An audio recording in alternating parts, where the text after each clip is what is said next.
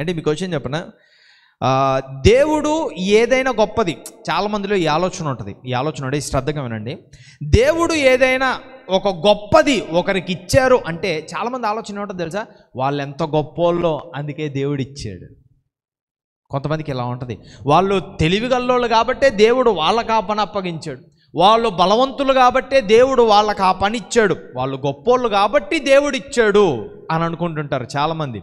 అయితే దేవుని యొద్ద నుంచి తీసుకున్నది, దేవుడు ఇచ్చినది, దేవుడు ఇచ్చిన వారు, దేవుడు ఇచ్చిన దాన్ని తీసుకున్నవారు గొప్పోళ్ళు కాబట్టి వారు దేవుని దగ్గర నుంచి సంపాదించుకోవాలా. ఇచ్చినోడు గొప్పోడు కాబట్టి ఇచ్చాడు, దేవునికి స్తోత్రం కలుగును గాక. ఇచ్చిన యేసయ్య గొప్పోడు కాబట్టి ఎవరికి ఇవ్వాలో వాళ్ళకి అది ఇచ్చాడు. ఆమెన్. మీకు ఒక విషయం చెప్తానండి, దేవుడు ఎలాంటి వారికి ఎలాంటివి ఇచ్చి గొప్పోళ్ళని చేస్తాడో తెలుసా? గొప్పోళ్ళది ఇచ్చి చేయడండి. రీసెంట్గా ఏదో ఒక యూట్యూబ్లోనే ఎక్కడో ఒక వీడియో పెట్టారు. రీసెంట్గా అంబానీ కొడుకు గారి పెళ్లి జరిగింది కదా, దాంట్లోనంట ఆ పెళ్ళికి వచ్చిన ప్రతి గెస్ట్కి 2 కోట్ల రూపాయల వాచ్ ఇచ్చారంట. ప్రతి ఒక్కరికి, గెస్టులందరికీ. వాళ్ళంట అందరూ ఆ వాచ్లు పెట్టుకొని ఫోటోలు కూడా పెడుతున్నారంట, అందరికీ వాచెస్ ఇచ్చారంట. అయితే వాళ్ళు రిటర్న్గా చాలా గిఫ్ట్లు కూడా ఇచ్చారు. ఒక్కొక్కరు ఏందో ఫ్లాట్లు ఇచ్చారంట, బైకులు ఇచ్చారంట, కార్లు ఇచ్చారంట, నెక్లెస్లు ఇచ్చారంట. నేను అనుకున్నా, ఉన్నోడికి పెట్టాడు, ఉన్నోడికి పెట్టాడు అంటే నేను వాళ్ళని ఏం తప్పు పట్టట్లా, వాళ్ళకి ఇవ్వాలని చెప్పట్లా, ఎవరిష్టం వాళ్ళది. అయితే నాకు కనపడింది ఉన్నోడికి ఇచ్చాడు, అయిపోయిందా?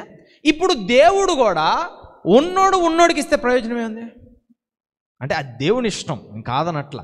అయితే దేవుడు ఎలాంటి వారికి ఇచ్చేవాడో తెలుసా? మేధావికైతేనే మేధావి పనులు, గొప్పోడికే గొప్పోడి పనులు, రాజు కడుపున పుట్టినోడికే రాజరకం. ఇలాంటోడు కాదు మన దేవుడు ఇంకా గొప్పోడు. దేవునికి స్తోత్రం కలుగును గాక. అసాధ్యాన్ని సుసాధ్యం చేసే దేవుడు. ఆమేన్. దేవుడు ఎలాంటి వారి గొప్పవిచ్చి ఎలాంటి వారిని గొప్పోళ్ళని చేస్తాడో తెలుసా? ఇజ్రాయేలీయులకు మొదటి రాజైన సౌలు గాడిదలు కాసుకునేవాడు. ఇజ్రాయేలీయులకు రెండో రాజైన దావీదు గొర్రెలు కాసుకునేవాడు. మోషే ఆయన అన్నాడు, నోటి మాంద్యం గల్లో ఉన్నాయా నేనేం చేయగలను అంటే 6 లక్షల మందికి తిరుగులేని నాయకుణ్ణి చేశాడు దేవుడు. దేవునికి స్తోత్రం కలుగును గాక. గిదియోను అన్నాడు, నేను పిరికోణ్ణి, నాకు భయం వేస్తుంది అన్నాడు. దేవుడు అన్నాడు తెలుసా, గిదియోను నువ్వు ధైర్యవంతుడివి అన్నాడు. ఆమెన్. ఎలాంటి వాళ్ళని గొప్పవాళ్ళని చేస్తాడు? నేను గొప్పవాడిని కాదనుకున్నాను గొప్పవాడిని చేస్తాడు ఆయన. అలాంటోడు మన దేవుడు. దేవునికి స్తోత్రం కలుగును గాక. ఏలియా అయ్యా నన్ను చంపేయి, నాకు మరణాన్ని ఇవ్వు, చచ్చిపోతాను నేనంటే దేవుడు ఏం చేశాడు తెలుసా? ఏలియా చావును చూడకుండా పరలోక రాజ్యానికి వెళ్ళాడు. దేవునికి స్తోత్రం కలుగును గాక. ఏలియా చచ్చిపోలా తెలుసా? అగ్ని గుర్రాల చేత పరలోక రాజ్యానికి ఎత్తబడతాడు. అంత గొప్పోడు. 12 మంది శిష్యులు చేపలు పట్టుకునేవాళ్ళు. 12 మంది శిష్యులు చేపలు పట్టుకునేవాళ్ళు. దేవుడు ఏం చేశాడు తెలుసా? వాళ్ళని మనుషులను పట్టు జాలారులుగా చేశాడు. దేవునికి స్తోత్రం కలుగును గాక.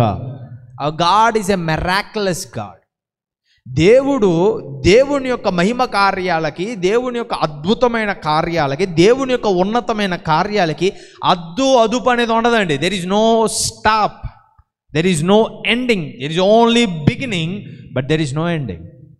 దేవుని యొక్క కార్యాలకు ఏమంటారు? ఆరంభం ఉంది కానీ ముగింపు లేదు. ఎన్నైనా చేయగలిగిన దేవుడు. దేవునికి స్తోత్రం కలుగును గాక. ఈరోజు ఒకటే గుర్తుపెట్టుకో, దేవుడు నిన్ను గొప్పవాడిని చేయాలనుకున్నాడా? దేవుడు నిన్ను ఆశీర్వదించాలనుకున్నాడా? దేవుడు నిన్ను దీవించాలనుకున్నాడా? దేవుడు నిన్ను ఉన్నతమైన స్థాయిలో ఉంచాలనుకున్నాడా? He doesn't need your status, he doesn't need your rankings, he doesn't need your places.